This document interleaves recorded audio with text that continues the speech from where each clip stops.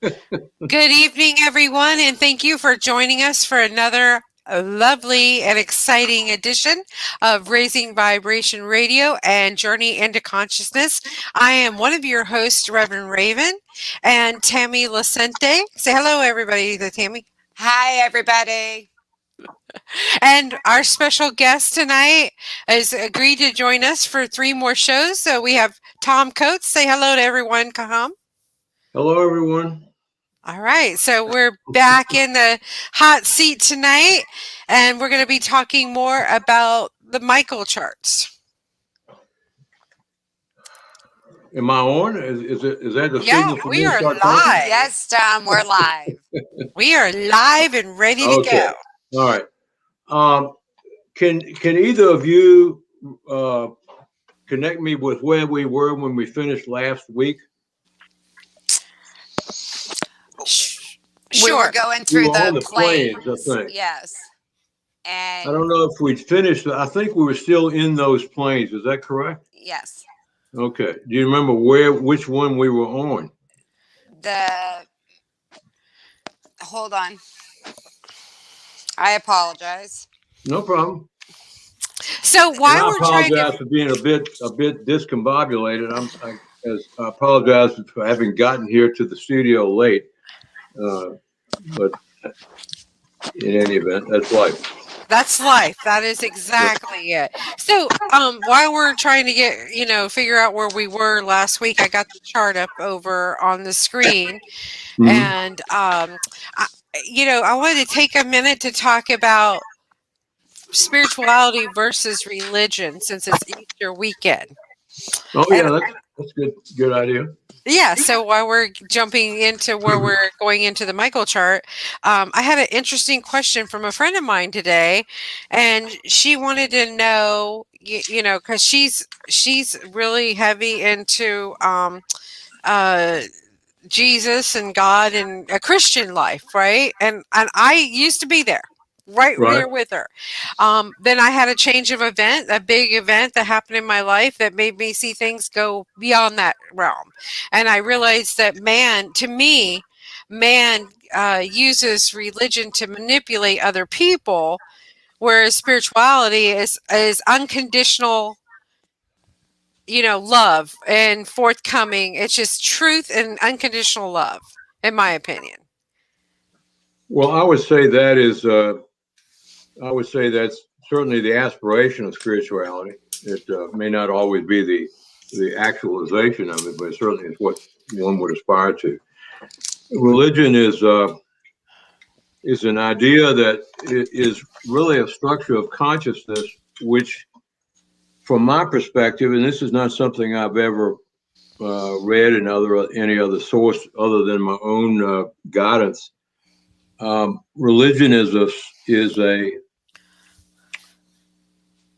a structure of consciousness which arises from an evolutionary perspective during the period of human tribal consciousness, which would relate it to roughly to the consciousness of second chakra, at a point in time when humans are so primitive that they are banded together in small groups in small tribal bands led by probably an alpha male, like a troop of baboons. And from a biological perspective, the largest group that can be put together of humans in that respect is about 80, which is, interestingly enough, parallel to about the same number of baboons that an alpha male can control.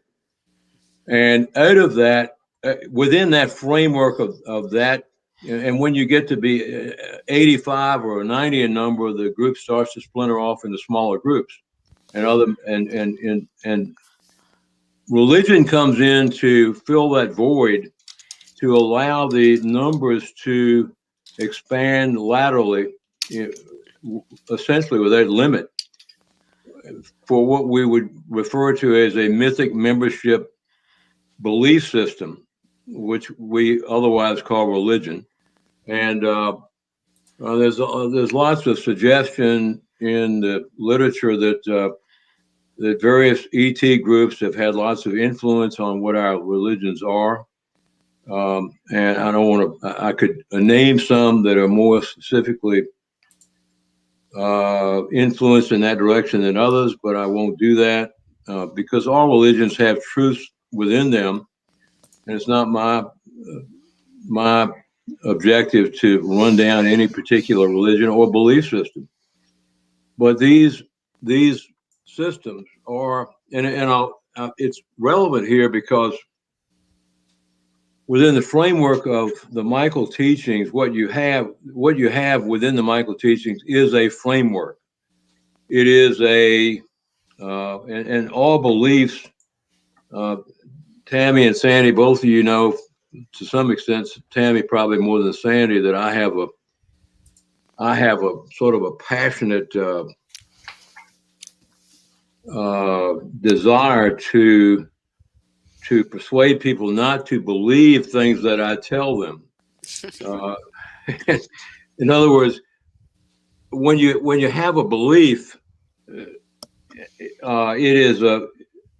is an idea that you attach meaning to, you attach importance to.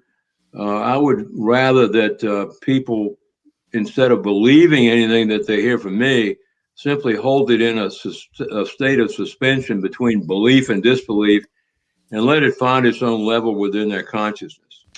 It is not my desire to dispossess anybody of beliefs they have or to create any new ones with anything that I have to say.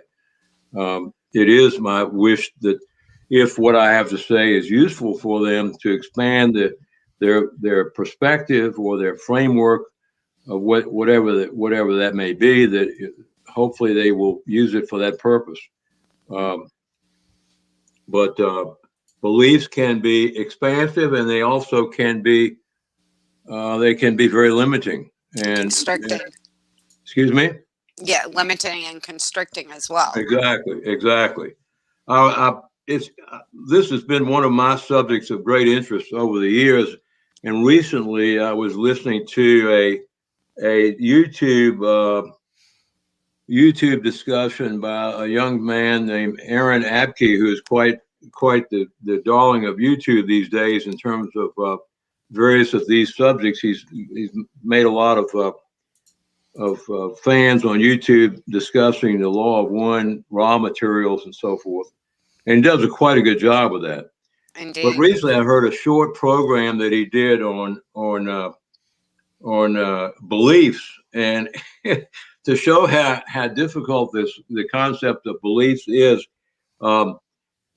Abke described beliefs as an idea that you believe in. Well, you can't shed much light on an idea when you describe it by its own terms, and so it just shows how tricky this thing is. But beliefs are a structure of consciousness, which we use all the time as a framework for weighing and engaging and evaluating and assessing our experiences, our ideas, our feelings, our thoughts, everything practically that passes through our minds. And the danger of beliefs is once we create a belief, we tend to want to hold on to it, and we tend to gauge our perceptions of things that may be outside of the belief system or that we've created by that system, which is not large enough to encompass the new ideas. Exactly. And so I want to caution everyone that's listening out there, or may hear this later. The Michael teachings are themselves a framework, and they may be expansive, they also may be unduly constricting and restrictive. And so, depending on your perspective. And so, I would say that this is one reason I caution everyone in the last session that I do not, although I am very familiar with at least 15 or 20 different Michael channels, and there have been over the last several decades probably 35 to 40 or 45 books written on the Michael teachings, and I know many of the authors of those books. I do not consider myself a quote student unquote as such of the Michael teachings, because I've found that so many of those people who do call themselves students of the Michael teachings use it more in a what I would consider a limiting way than an expansive way, and I don't think that's an appropriate way of looking at it. It's the Michael teachings can be very helpful, but they also have they have, like every framework, they have boundaries and they have limitations. It's And almost like they have, their own ceiling. They can bring understanding to a certain level with their own ceiling. At least that's how exactly I right. perceive it. That's exactly But I correct. found the Michael teachings to be very instrumental in approaching other ceilings as and not become, as you say too, not becoming completely attached to just that one framework. Well, I think that's right. I mean, the reason I have, despite the criticism of some of my friends who consider themselves spiritually advanced, I have continued to find interest in the Michael teachings. They do, in fact, offer some very valuable lessons.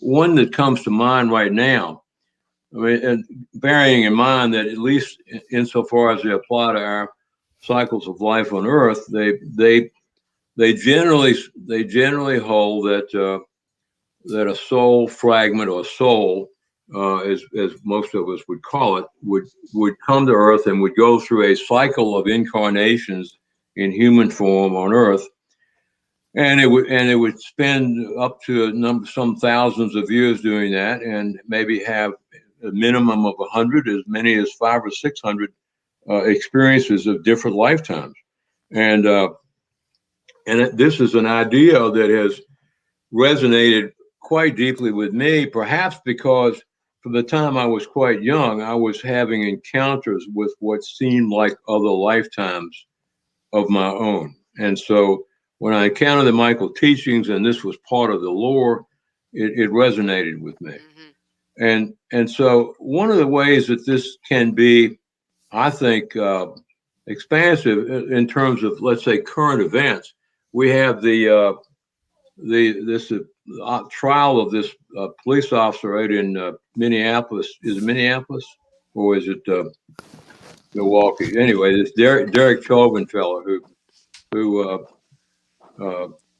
uh, was the police officer who was on the neck of Mr. Floyd, and um, you know, this event has brought to life the Black Lives Matter movement in many ways. It also has crystallized for many people not of color their consciousness of discriminatory practices that have been around for as long as this country has, longer than this country's been around. And and what one of the things that, if you follow the Michael teachings, we learn is that we move as souls from one form of humanity to another, from male to female, from white to black, and black to white, and black to Asian, of the various sorts and so forth. We, all of us who have been around for almost for any time at all, and most all of us have had experiences of every form of humanity that exists on planet Earth. and none of it has any less value than any other. And none of it, there is no, at the level of soul consciousness, there is no hierarchy which says that it's preferable to be one rather than another.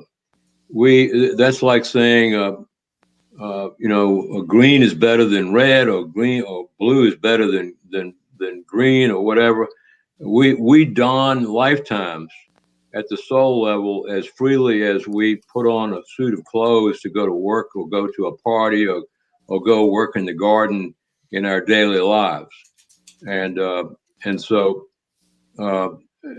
one I think in terms of our current experience in our world today, this can be a very, very valuable lesson for us all to learn, and one that is one we, at least in the United States, we're really the only country in the world that has even attempted to experiment with the concept of what's on our dollar bills of e pluribus unum. But this is a something that can be very, very helpful, in my opinion. Could be very, very helpful at the, not only at the level of our thoughts on spiritual matters, but in terms of our daily interactions with our fellow human beings. And why do you think it would be helpful? Because people would be able to identify more clearly how they're presenting and what platform they're presenting from? Yes, because they don't have to, if they realize that, if I realize, if I'm aware as I am, that in my immediate previous lifetime to this one, that I was a Jew who was gassed at Auschwitz, or in a lifetime prior to that, within a century before that, I was a black female slave on a plantation outside of Savannah, Georgia, and that was whipped to death for failure to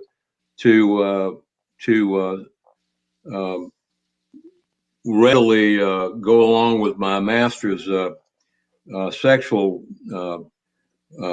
overtures. Then it gives me a sense of perspective on dealing with other people that may be, whose skin color may be different from mine, whose gender is different from mine, that I might not have if I didn't have that level of consciousness and wasn't aware that the time that what I am at this moment in this lifetime.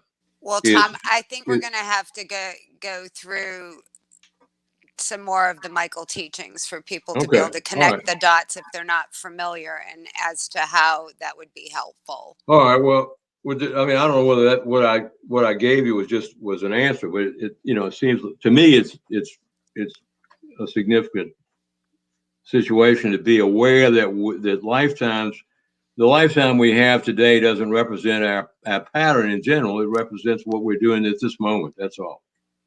So, all right. Well, you want to get onto the screen here? Thank you. Yes, go ahead, Sandy.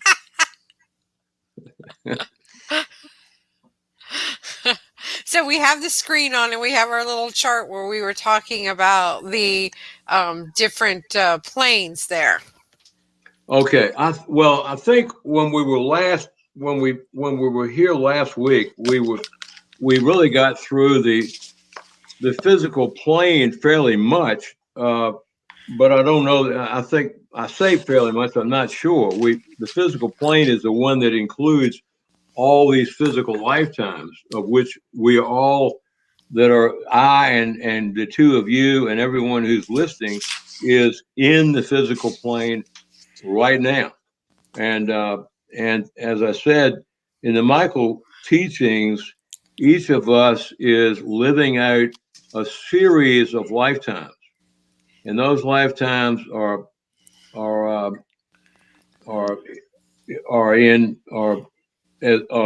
not just one. It's a number that in the Michael teachings would at the lower level be approximately 100 to 120, and in the upper level, on a per soul would be in the perhaps 500 range. Although I've read of individual souls who had as many as 1,500 lifetimes to complete the cycle of the physical plane in one cycle.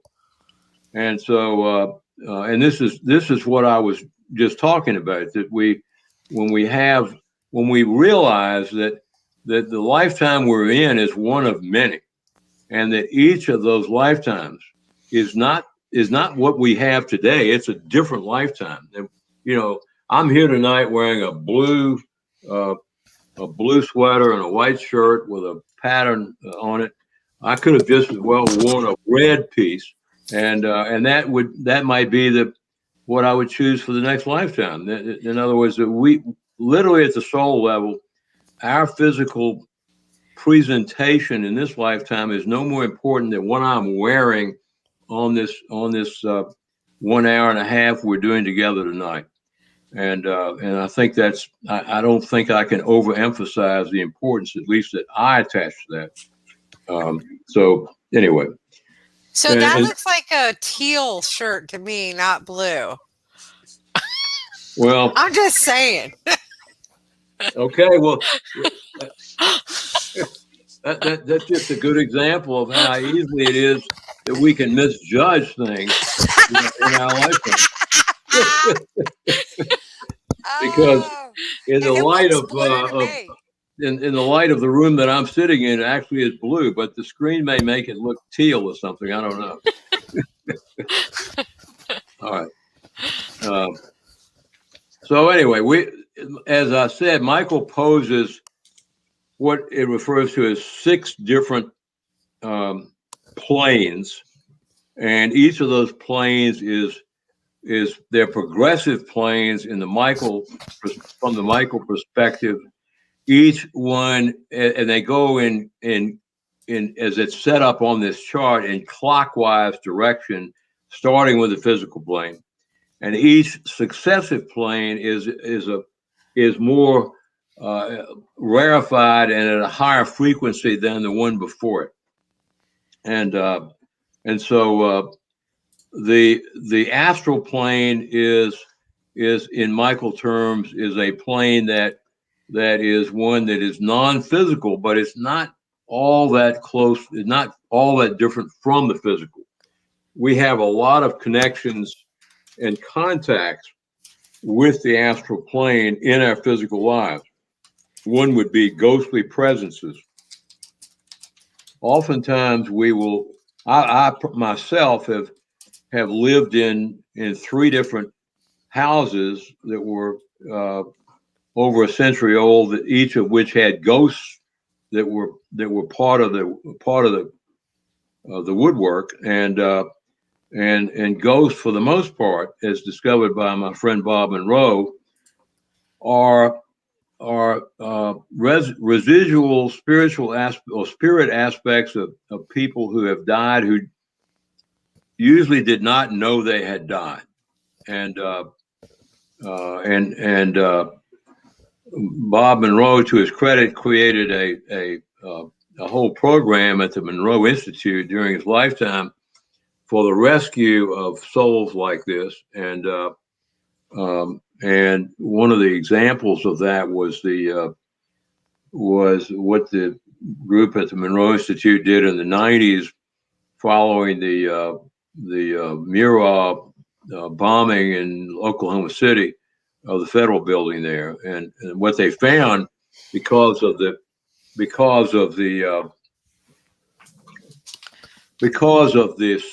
suddenness and so forth of that event, that over half of the people who died in that explosion were stuck at the site. Their spirits were stuck at the site. They did not know they had died, and so groups were formed. Organized groups were formed by the Monroe Institute to physically, out of body, to travel to the site of the Murrah Federal Building and rescue those souls and move them on their way to the next level, between lifetime space and so forth.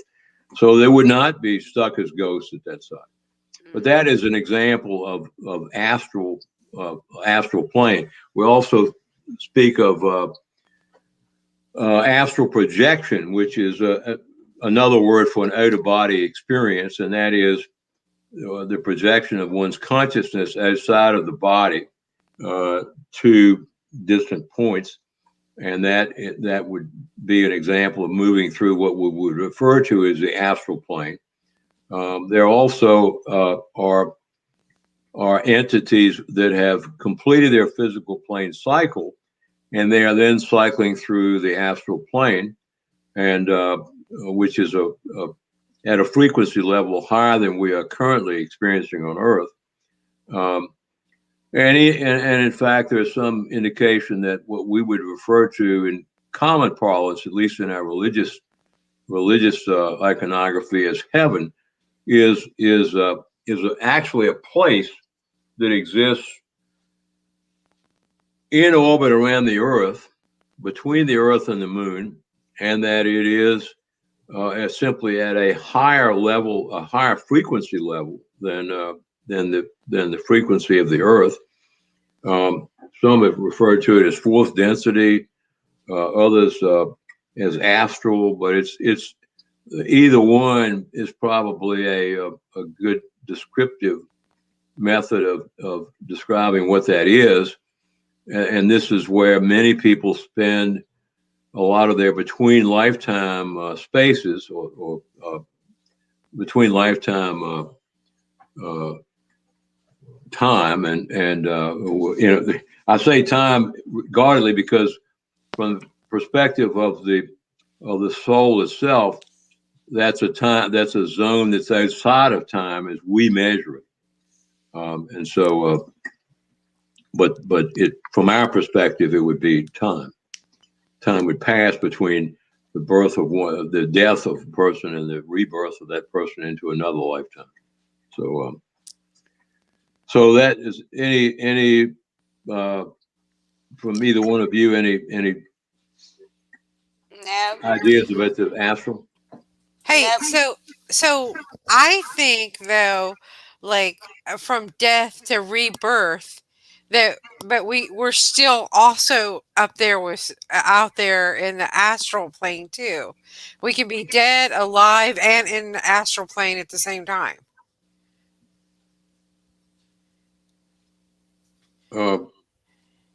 Okay. Well, I don't quite understand what you mean. Can you explain that, Sandy?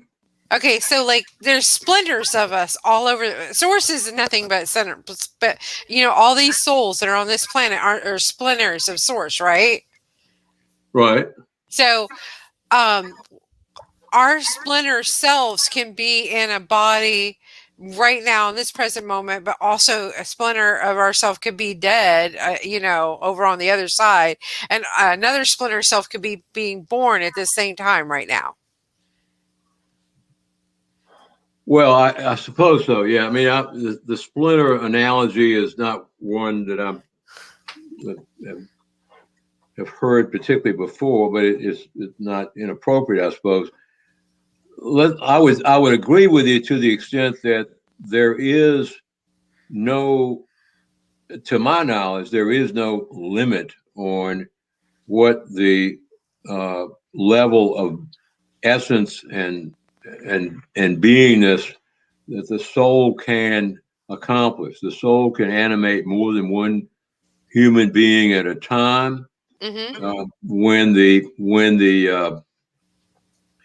the fact that and a human being or any other being, every being is imbued with what I would refer to as soul. There's different levels of sentience, levels of awareness of oneself and all that. But there's no limit on what that I know of that we certainly don't know enough from where we are. Let's put it that way to say that the soul can do this and it can't do that. We to my knowledge, the soul is fully capable of animating more than one person at one time, and in fact can animate a person on Earth and another being on another planet at the same time. I mean, the fact that I am animated by a soul doesn't mean that the soul is encapsulated within me. It just means that I am within it more, if to the extent that either one of those terms can apply in any realistic way. And so it's like a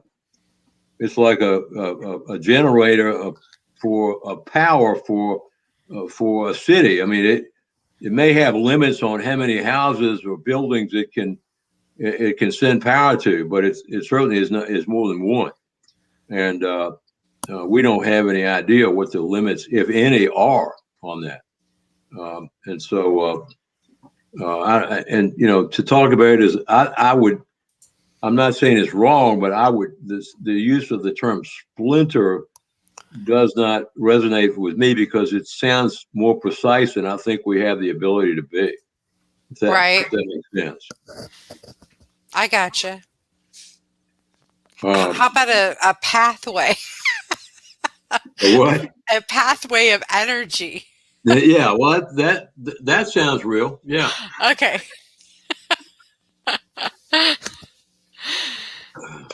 A pathway of energy. So are we ready to get into talking about what? Want me to show the Michael chart on the first page? Well, I think we're still working through these planes, aren't we? Or are we? You left off last week at the higher mental. Okay. All right. So I guess we did the causal. That's where the Michael group is, and the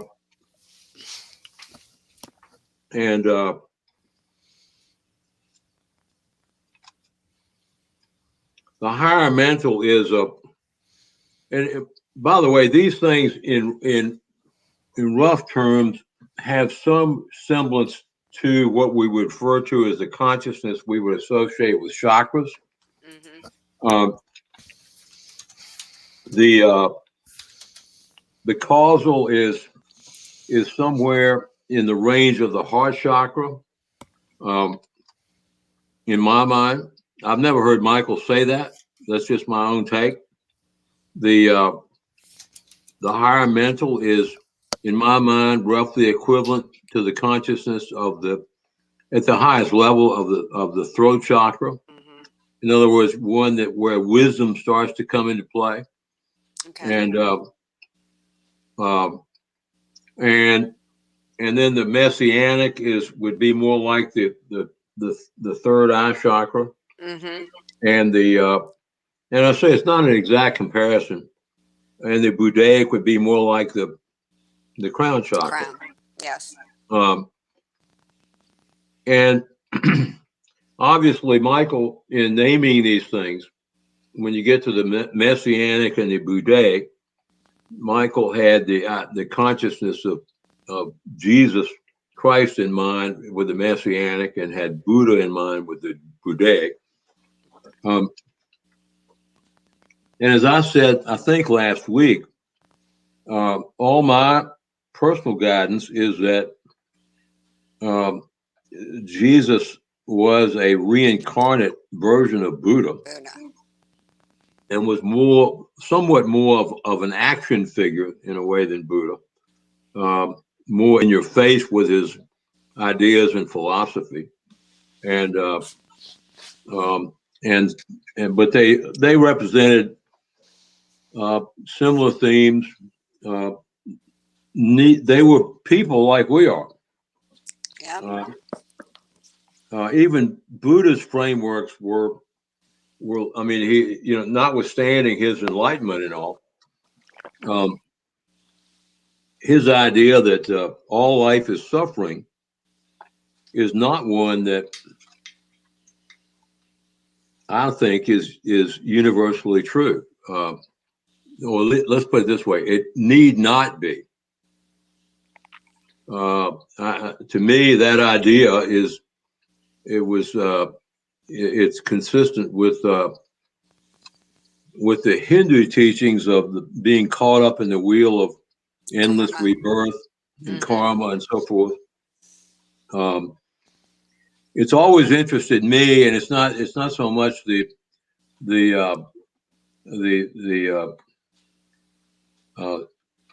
what was the language? Sanskrit idea, the Sanskrit teaching of the time, but the English word suffering is one that means, but at the most fundamental level, it means allowing. And remember the Jesus instruction: suffer the little children to come unto me, for theirs is the kingdom of heaven. And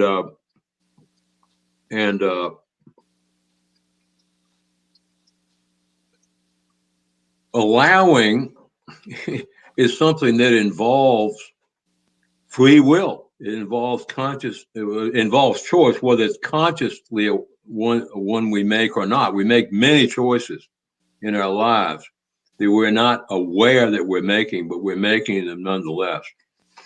And so from the time I was quite young, the idea of I was interested in Buddhism even as a teenager. The idea that suffering was required and inevitable as a necessary function of being alive just did not resonate with me, and I don't think we need be shy about saying that from our perspective,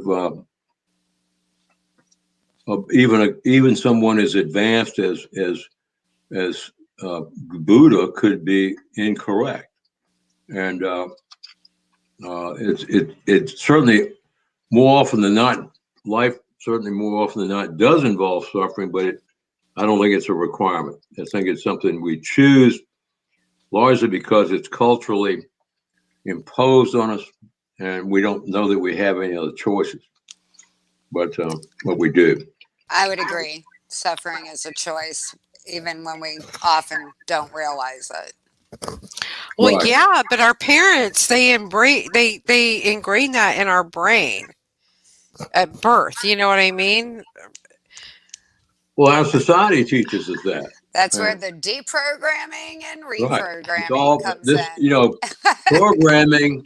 All the programming we have is about beliefs. It's about frameworks, and it's designed to prevent us from doing things that others don't want us to do.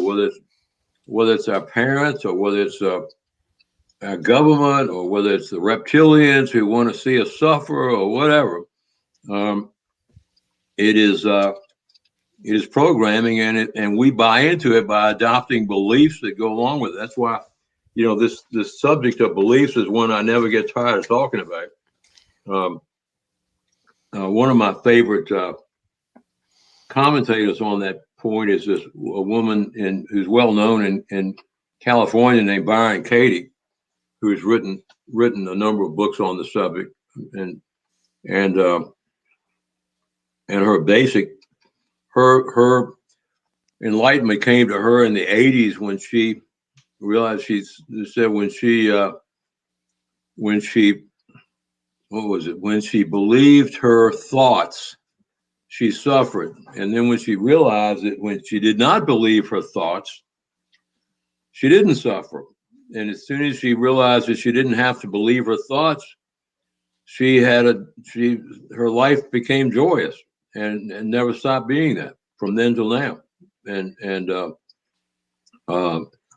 so, we're taught that we cannot do this, we can't do that. If we do this, we're bad.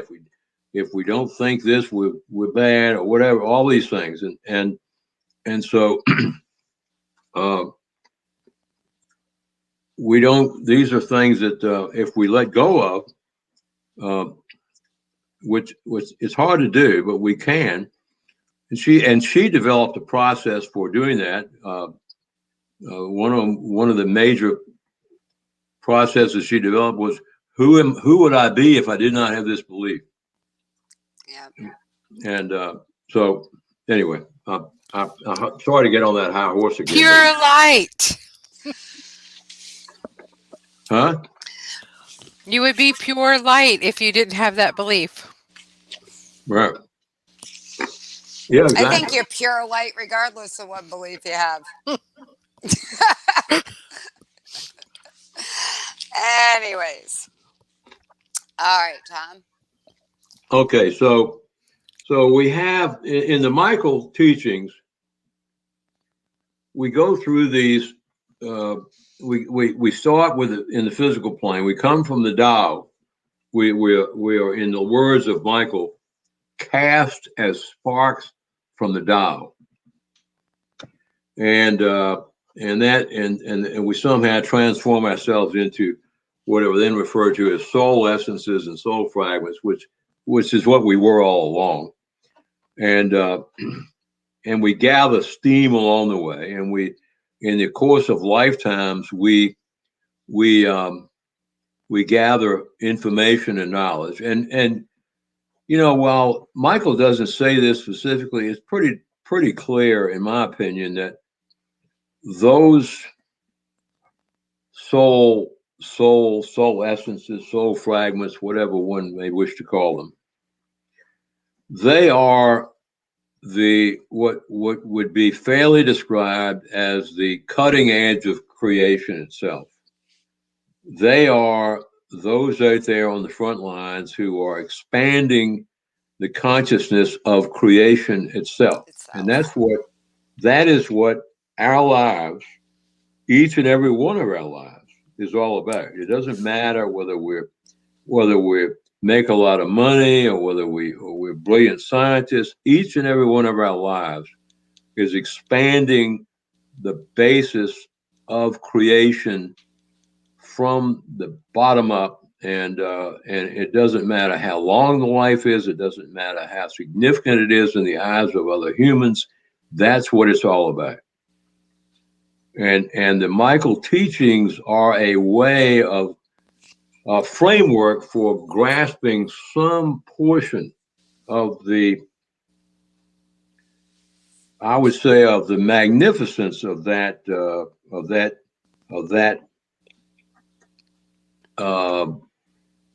that play in creation.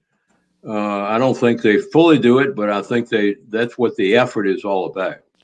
And Michael has opined in various channelings that only about 5% or less of all souls that have ever been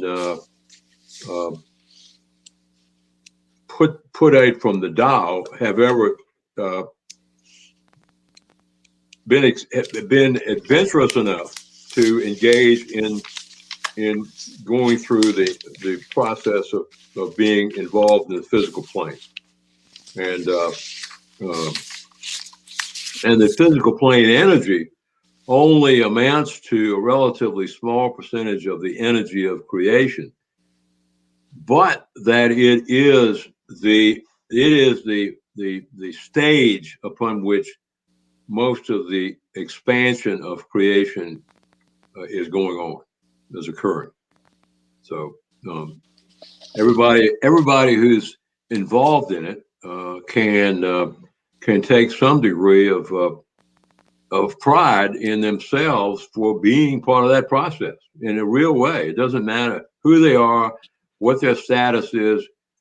There's no one in the process who's not just as important as everyone else. Not one person. So we're quite the adventurous group right. here on Earth. We're the ones that well, like here the on Earth and many parks. other places. Yeah, here on Earth and many other places. To throw some light on that, and this is not something comes from Michael, because in many ways the Michael group is, I would say, quite parochial in its perspective. They're quite. Oh my God! There's a word I haven't heard in forever. Parochial. Jesus. Now, Sandy, if you grew up in the Catholic Church, you may think of it in terms of Catholicism, but which I did not. parochial would also mean a sort of a small schoolyard you're playing in rather than a large place, and a relatively small perspective. And I say that with all due deference to the fact that Michael knows a heck of a lot more than we do, but nevertheless, they are a group of souls whose most recent experiences were entirely on Earth, and to some extent, their perspective is limited by that. I have not found in my own explorations with Michael, and perhaps others have, but I've not found a whole lot of memory within the Michael consciousness of uh, of of experiences from other cycles on other planets and other galaxies and so forth, such as that. And not that it's not there, but it's not. Their primary orientation is to Earth, and and uh, and so let me give you an example of this, if I may. In a channeling with one of the well-known Michael channels, 15 years or so ago, I was asking a question about the moon, the Earth's moon, and and the and I had gotten information from another channeling source that I've been working with about the Earth's moon, and I was looking to see if it could be corroborated by Michael. And so I asked questions to Michael about the Earth's moon, about who built the moon. Is it a natural satellite of the Earth? Was it exploded out of the Pacific Ocean like the Russian writer Velikovsky speculated back in the 50s, or is it an artificial satellite that someone actually built for the Earth? And after they said, well, we'll have to do some research on this and get back. So they went off for a few minutes to the Akashic records, and they came back and they gave me essentially the same information, almost identical that I had gotten from the other source, which was not an earth-bound source, and frankly, it was a source at a much higher level of consciousness than Michael. And the information was, yes, this Earth's moon is an artificial object, and that it was constructed by a consortium of groups in Andromeda, and led by a human group or humanoid group of much more advancement than we are, and that it was built especially for this Earth, and it was brought here to be used as a satellite for this Earth, for the purpose of stabilizing the wobble of the Earth, and for in a way that would allow advanced life forms to develop and evolve on Earth, and which was identical to what I had previously gotten, and at the end of all that, the reason for the bringing up the story was, at the end of all that information, Michael then said to me, and by the way, Tom, thank you so much for the great question. They said, before you asked that question, we did not know this. We have been, since we cycled off the planet Earth, most of us 1,500 years ago, we have carried around with us through our cycle in the astral plane and all the way into the mid-level causal plane. We have carried around the idea that we had as humans on Earth, that the moon was a natural satellite of the Earth. Our research into the point right now is the first time we had any idea that it was otherwise. And so this gives a wonderful indication, not only of the honesty that Michael can present, but also the fact that notwithstanding that it is a group that is at a higher plane, and the causal plane certainly is a higher plane, it does not have any claim at all to omniscience by any stretch of the imagination. And so, the perspective we have is limited no matter where we are within the planes, and probably limited, at the level of the Tao as well. That's where the importance of all of us being one comes into play. So I'm sorry I got lost on where I was that, but can you get me back on track a little bit here? Well, with you, Tom, that can be hard. All right. So, do you want to go? Go ahead, Sandy. I was going to say, let's talk about the maniacs he's got listed there. The what? I was being funny. Messianic. How do you say that word? Oh, messianic. Messianic. I called it the maniac. Oh, I'm sorry. That messianic is. We talked about that before. That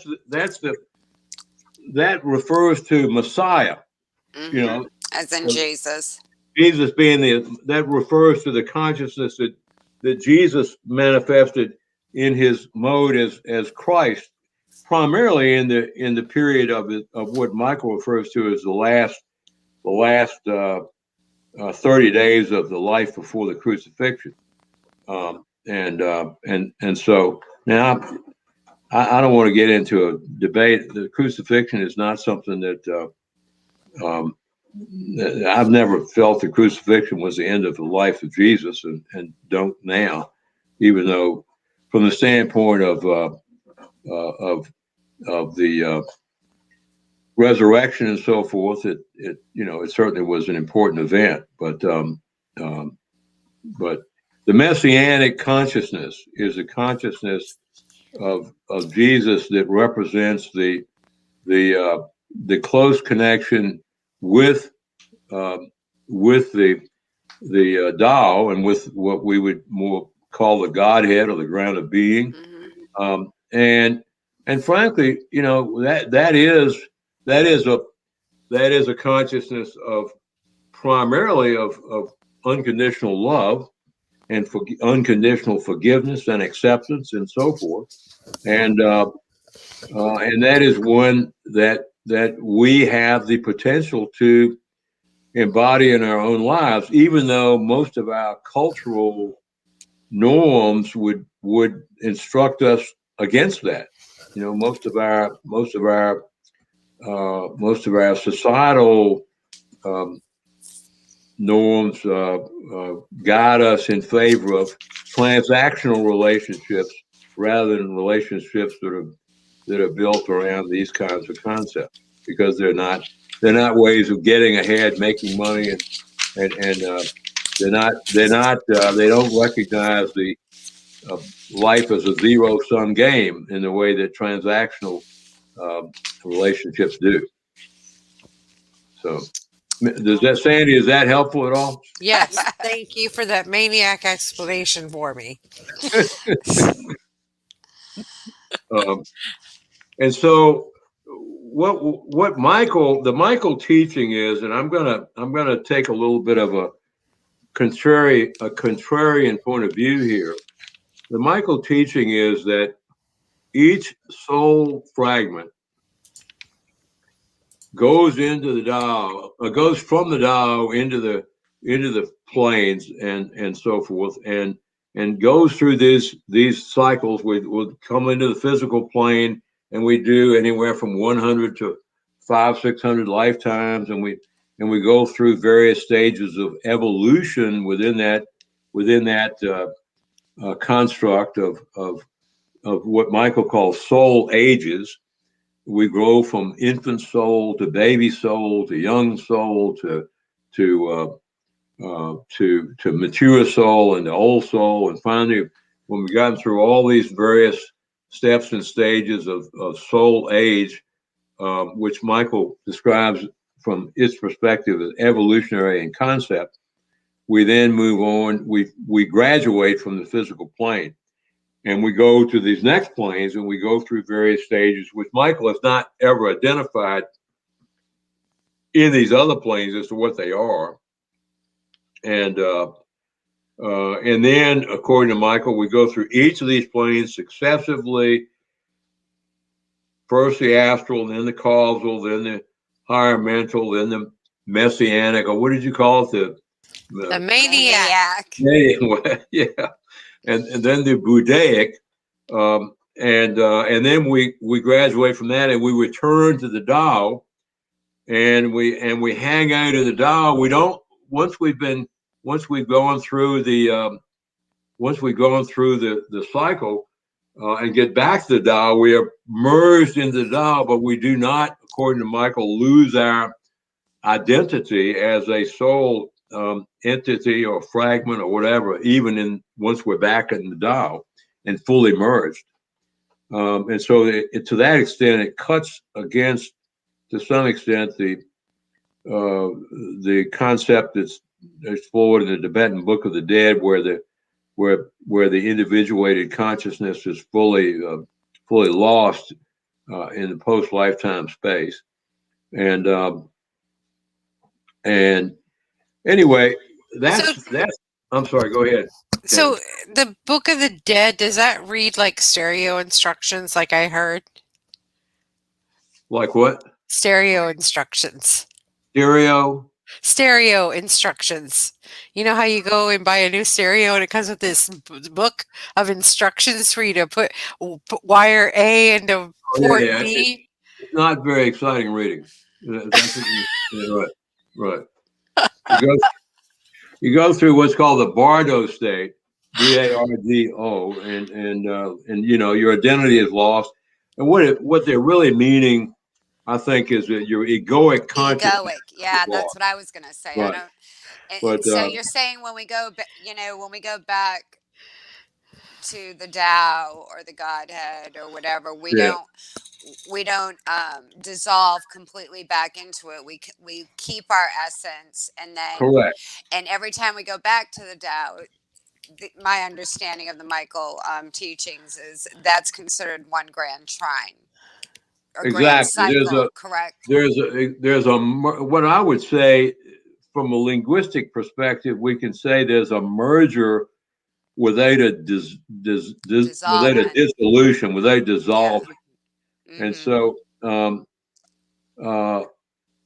yes, and what now here's where I'm going to take issue with that. My guidance from other channel sources, some at the relatively same level as Michael, some at what it would be a higher level than Michael, have said that what Michael says about going through all these planes is certainly theoretically possible, but in practical terms, this is not the way. Not necessary, actually right? Happens. Yeah. They said what happens in real terms is that souls have their own internal frequency, and so once they get through the astral aspect of orientation after a lifetime, they will go on to they could go into any of these other planes, and hang out, and they're not limited by the fact that they're only they're in the physical, or once they finish their physical cycle, they will just gravitate to wherever they have the greatest level of resonance frequency, and so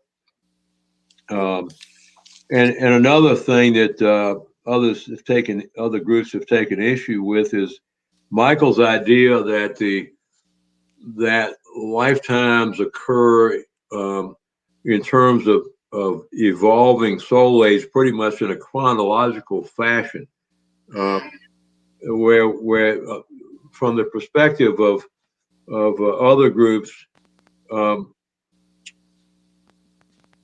all time at the soul level is happening simultaneously, so that the soul is not just managing my lifetime. My soul is not managing just my lifetime. it's managing hundreds of others simultaneously. There is no time at that level from the perspective of the consciousness of the soul. And so a lifetime that is that of an old soul could occur 5,000 years ago, while that same soul could be manifesting a lifetime presently that's a young soul. Mm-hmm. And because from the soul's perspective, our whole concept of chronological time is an illusion anyway. And so there's no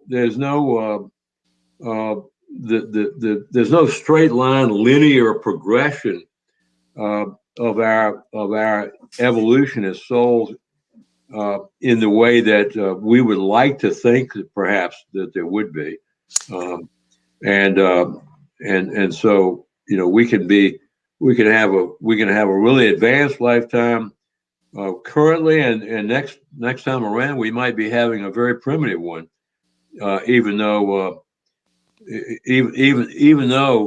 from the perspective of chronological time, one the more advanced might come after the other.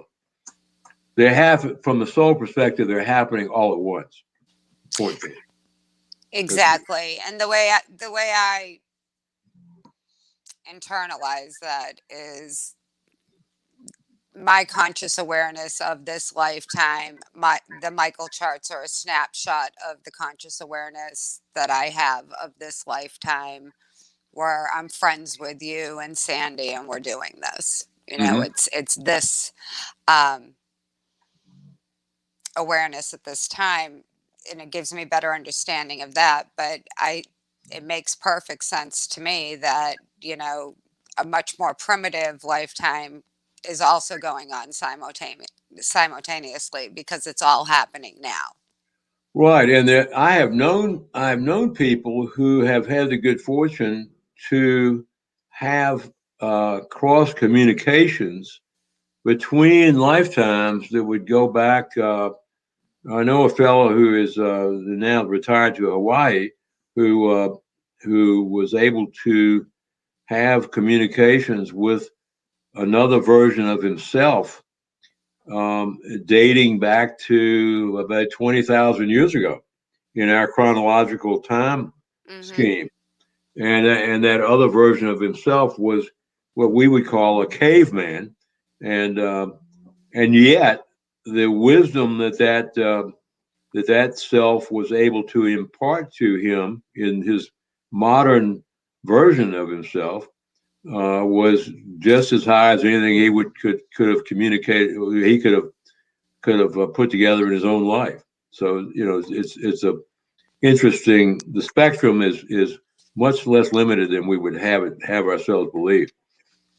Yes, indeed. Well, Tom, let's get on to the essences. We're about an hour into tonight's show at this point, and I could see this being some deep diving, I guess. And okay. So yeah, what do you want to get into?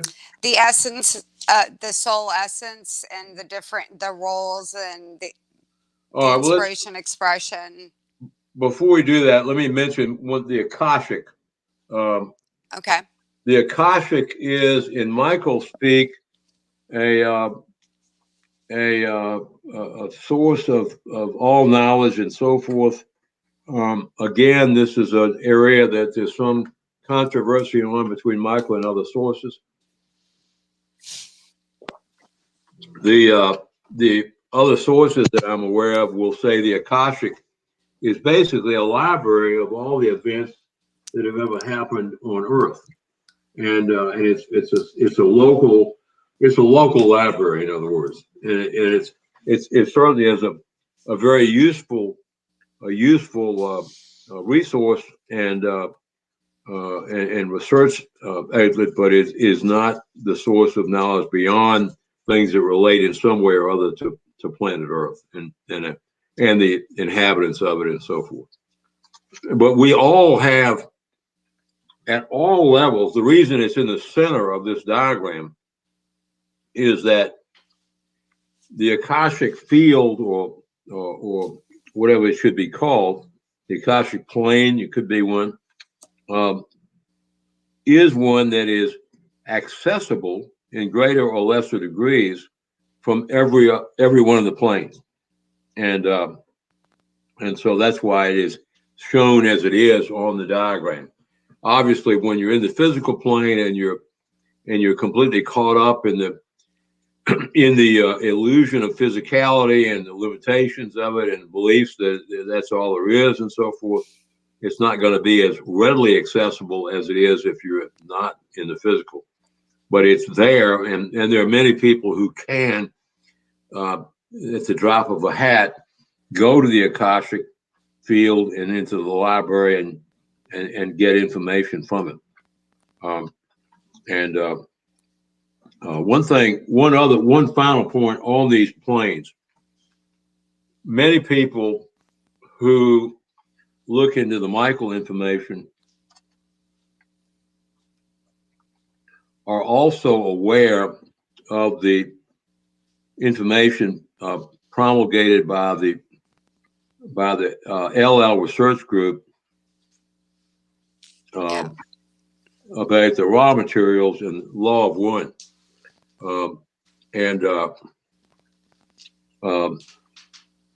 The sole survivor of that group is Jim McCarty in Louisville.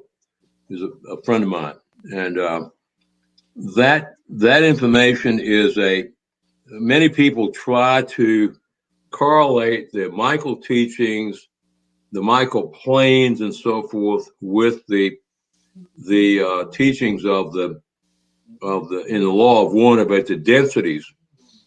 The dog is snoring loudly in the background. I hope it's not interfering too much with the sound on my end. I thought it was a ghost or something. I was like, there's something going on in that room or whatever. Hey, the guy you said in Louisville, that's where I'm from. I'm sorry? I'm from Louisville. Yeah. Jim McCarty lives in Louisville. Mm-hmm. Is he from there?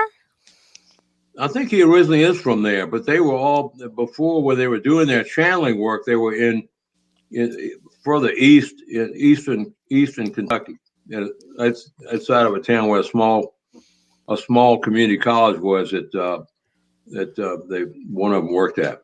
So cool. Yeah.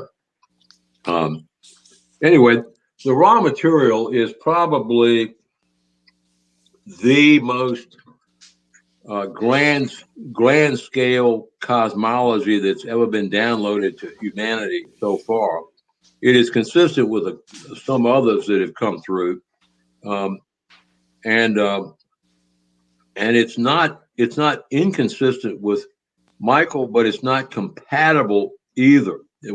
Oftentimes people make the mistake of trying to line up the planes with the densities and so forth, and that really does not work. Michael speaks of going through what Michael refers to as grand cycles, as you mentioned, Tammy. One loop around these planes and back to the dial is what Michael calls the grand cycle, and that is as Michael says, that is the average human on Earth today has completed 4 grand cycles, and many have completed several times 4 grand cycles. And but what my guidance has been is that the grand cycles that Michael refers to take place within the density levels that the Ra referred to. So we can have been in third density, we can remain in third density and have gone through multiple grand cycles in the Michael teaching. And while the periods of time that are spent in the causal plane, the higher mental, the messianic, and so forth, may well be equivalent to higher densities, and probably are from the standpoint of frequency. They are relatively temporal states that we are in for periods of time as we cycle through and then return to the dial. But when we return for the next level of next grand cycle, that doesn't move us to another density by itself. It's stuff we have to do within the cycle, rather than just completing it, that moves us to, to the density. If that makes sense. So, if we want to get into the raw materials of log one later, we can. But I just want to throw that in to avoid confusion on Well, that. I appreciate that. Yeah. Okay. So I guess that unless we have some specific questions, that would complete our exploration of the diagram of the Michael planes, right? This is true. And we have about 20 minutes left tonight, Tom. Okay. Not much time. These things are time consumers to go through, I understand. So let's look at item number 2.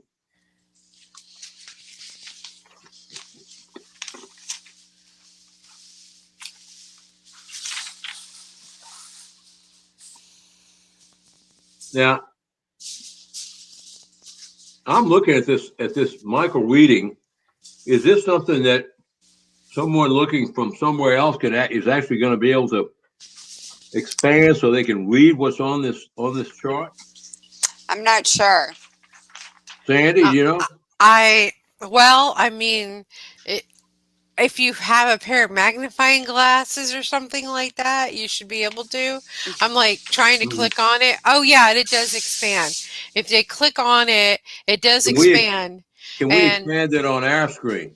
No, unfortunately. I mean, I did mine, but you would have to click on your screen on the image and double click on it to enlarge it. No, I just removed it. I'm sorry. Oh. I double clicked and it's gone. I'm going too. Oh, you're still there. Trust me. I see you. You're All good. right, okay. All right. Well, just talk. Just look pretty and talk. Okay. Well, what we're looking at here, and I hope it can be seen for those looking at home better than I can see it on the screen before I've removed it without intending to.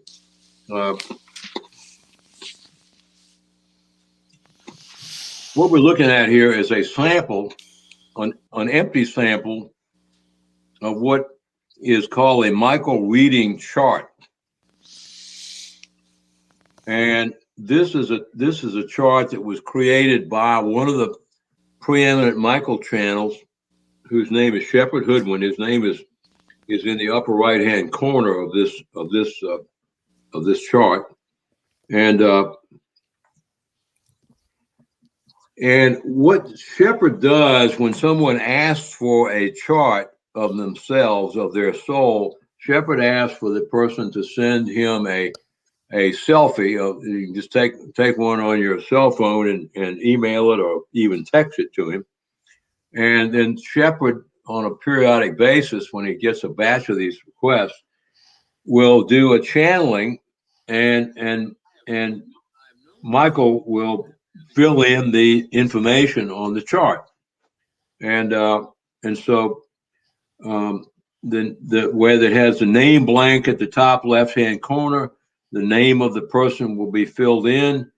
If it's requested by someone other than that person, that name will be filled in too. And then then they'll go from there. Now, the top half of this chart is relative to what Michael refers to as the essence. Michael describes what we would call the soul of an individual in two ways. One is as a fragment, and the other is as an essence. And these are meant to refer to different aspects of the same thing, being the soul. The soul fragment refers to the fact that an individual soul is what Michael considers a part of a larger soul entity of which Michael is one that is comprised of about 1,050 to 1,100 fragments. And the essence of that fragment or that soul is what Michael refers to as the qualitative aspects of that soul. And those qualitative aspects are ones that are, from Michael's perspective, are adopted for a particular grand cycle of incarnations and transit through the other planes. And so that's what the top half of this chart is all about. It says essence, everything that comes under essence down to the bottom, down to the middle half of the page, or the middle line of the page refers to aspects of Michael's reference to essence. I will tell you too that other sources think that Michael's perspective on essence is far too limited, and that the essence aspects that Michael refers to are far too linear and one-dimensional to be as helpful as one would hope. But nevertheless, this is what we have, and to most people, it's more than they already know. So from that standpoint, it could be helpful. From Michael's perspective, there are different axes in which of being within the physical plane anyway, and those are what Michael refers to as these four at the top under the next line after essence, which are inspiration, expression, action, and assimilation. And so inspiration, each of the first three of those, inspiration, expression, and action, are divided into categories of ordinal and cardinal. Ordinal meaning the more common and ordinary, cardinal meaning the more extreme aspects. And so on the inspiration axis, then beneath the next level underneath those axes are what Michael refers to as soul roles. You have the word role on the left, and so from Michael's perspective, and part of the teachings is that when a soul or fragment is cast from the Tao as a spark, they come in adopting a particular role that will be the lens through which they interact with their experience, both at the physical plane level and at the soul level, beyond the physical plane, throughout that cycle of incarnations and throughout that grand cycle. And that will be the way they interpret experience, the way experience is resonates with them, and so forth. And so Michael divides the spectrum up into 7 different roles. The first of those is server, and that is the ordinal aspect of the inspiration axis. And interestingly enough, according to Michael, various people will be drawn to various types of occupation, professions, and so forth based on their roles. And you'll get all kinds of people in every kind of occupation, but you will find what Michael would say would be a plurality of a particular role within a particular occupation. And for instance, those people in healthcare, whether they're doctors, whether they're nurses, whether they're medical techs or whatever, will be the larger number than any other role will be servers. And because they are ones whose primary drive is to serve the needs of others, and so that's what they're there for. And so the cardinal aspect of what Michael refers to as the inspiration axis is priest, and that is the same form of energy as the inspiration, the inspired energy of the server, but the priest is more driven to believe that he or she knows what or is knows how to to tell others what they should be doing, and so there's more of an intensity to the energy of a priest than there is to that of a server, and more of an edge to it, if you will. Um, and more of a sense of this. Gee, I know how it's supposed to be done, and this is the way it is. And so, if any questions on either one of those. Hello? I'm looking at I can't see you of y'all, so I have to rely on you to respond when I ask.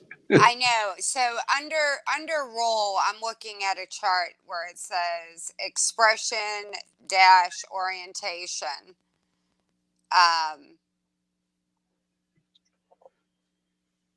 Well, that's not one of Shepard's charts. I take it, right? No, it is one of Shepard's charts. Okay, I'm looking at your. Oh, so the blank one doesn't have those. Never mind. Right. Okay. All right. I apologize. That's all right. No problem. The next axis of on the Michael essence aspect is the expression axis, and that contains again ordinal and cardinal, and the ordinal aspect of that is artisan. This would be you would have artists and actors and so forth that would be artisans and they would you don't have to be an artisan to be an artist, but probably if you did the Michael charts on 100 artists, the largest number of roles that would be represented would be artisan within that 100. The plurality would be artisans. And so you get a lot of people in the entertainment industry that are artisans. You get a lot of people that are in artists in all kinds of things. My late wife, who was a medical research scientist, was in fact an artisan. And so it doesn't you're not limited to what you can do just because of that, but that's where you're going to be drawn. And she, so in on the cardinal aspect of expression is sage, and where artisans are drawn to expressing themselves in physical ways like drawing pictures and doing statues and so forth. Sages are more drawn to expressing themselves by communicating. And so sages will, if you did the soul rolls of 1,000 lawyers, you probably find that there were more sages among, especially if they're trial lawyers. You probably find more sages than any other group within that number. And so you also have a lot of people in entertainment that are sages as well. You may not have as many. You might have a lot of politicians who are sages too, but not necessarily people who want to be the president, because that sages are not necessarily ones who want to be in power. They just want to have influence. And so anyway, any questions on that? I know we're running short on time, so I'm trying to kind of move quickly at this point. No questions. Well, you don't have to rush because you're going to be on here for the next 2 shows, so don't feel like. Oh, I know that. I know that.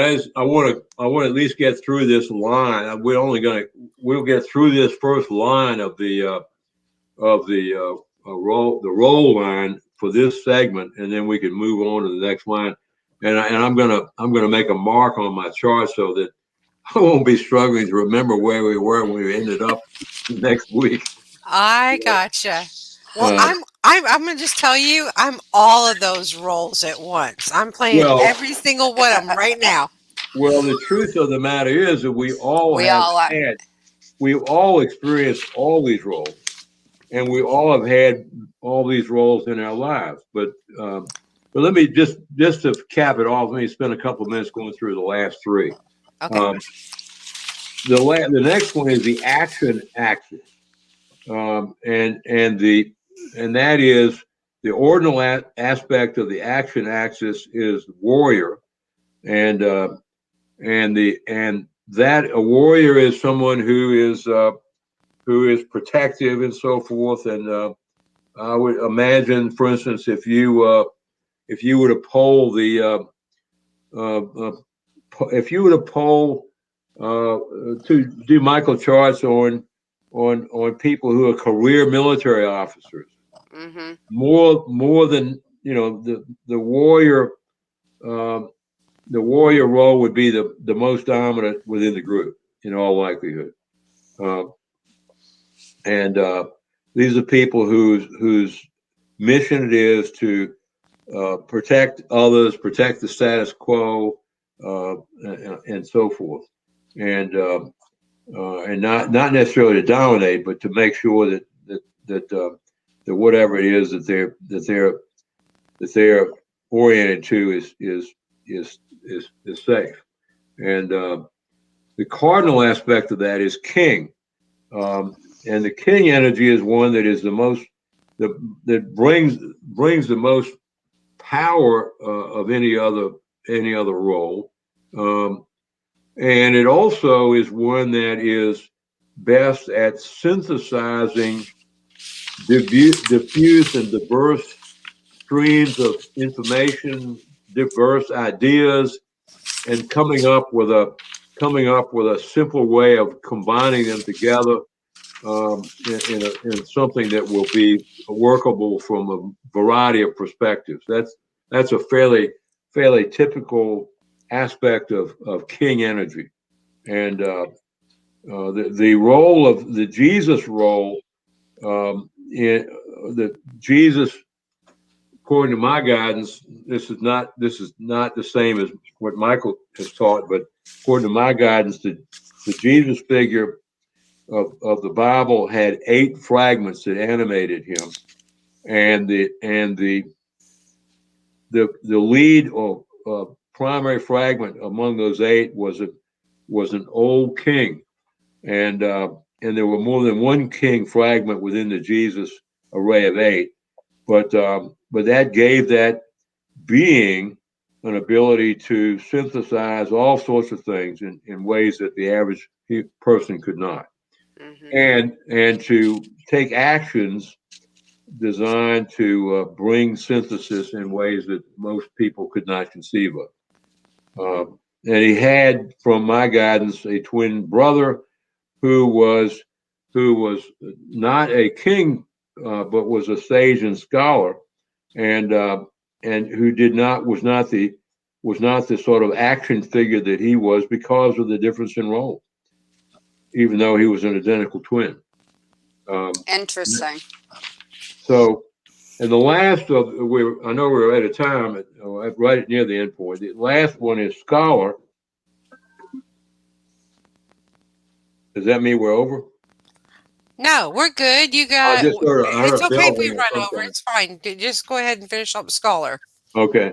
The last one was scholar, and that is not, there is no cardinal or ordinal there. That's considered by Michael to be neutral, and that's on the what Michael refers to as the assimilation axis, which means that you're just collecting whatever's there, everything and anything, whether it's baseball cards or rare books or Picasso's, it's all valuable, and probably most of the hoarders of the world are some at the level of their soul fragment are scholars. Guilty. That doesn't make them bad. I've got a lot of scholar aspects myself, so I'm not criticizing it. But anyway, that's where that is, and that's probably enough for tonight in terms of the roles. All right. Well, I'm going to go ahead because we got like 30 seconds left on Mhm. this broadcast. I want to thank everyone that joined in and listened tonight. Or if you're listening to the replay, thank you so much. Be sure to like us on Facebook so you can get notifications every time we're on here. We're on here every Saturday night at 8 p.m. Eastern Standard Time. And we also have the YouTube channel. In fact, if I get 100 people to like the YouTube channel, we get our own name for our station. Right now, it's this series of numbers and letters, which I'd like to change to just Raising Vibration Radio. So if you will reach out and go like us and subscribe to us on YouTube, Raising Vibration Radio. Now you'll see it on there twice under Atua Talks, and then just look for mine, purple little thing with the bird on the moon, and go ahead and like this, subscribe to us, get those notifications, and you can listen to the replays. I still got to figure out how to upload live or do a live show. I haven't done that yet. I'm working on that, and then we're going to have Journeys of Consciousness on YouTube as well, for you to go and like their page and subscribe and be a part of that. And Tom, you're doing an amazing job. I just want to let you know that. Oh, I hope it's working out all right. And if people have, I don't know whether people have put in any questions or not, but if they do or do between now and next week, then I'd be happy to address them when we begin our broadcast next week, if that is permissible. Yes, thank you. everything is permissible. Yes. And Tammy, you're just as gorgeous and beautiful as ever. Oh, thanks, Sandy. You too, Sandy. Yeah, that wonderful picture of the raven. The raven. That's right. I saw a raven today, by the way. Excellent. Yes, We're- right in front of me. It came right in front of me today. So, it's just it was just a sign, Just another a sign, sign. just a sign. I'm saying that. So, Tammy, go ahead and tell everybody. Why don't you just close the show and we'll end it there. I'll quit talking. Thank you for joining us this evening, and thank you very, very much, Tom. You did a great job in explaining thus far the Michael channeling and teachings and the charts. We look forward to joining you all again next week with Tom Coates and further discussion of the Michael charts. Have a great week and a happy Easter, everyone. Good night. Good night, everyone. Happy Easter.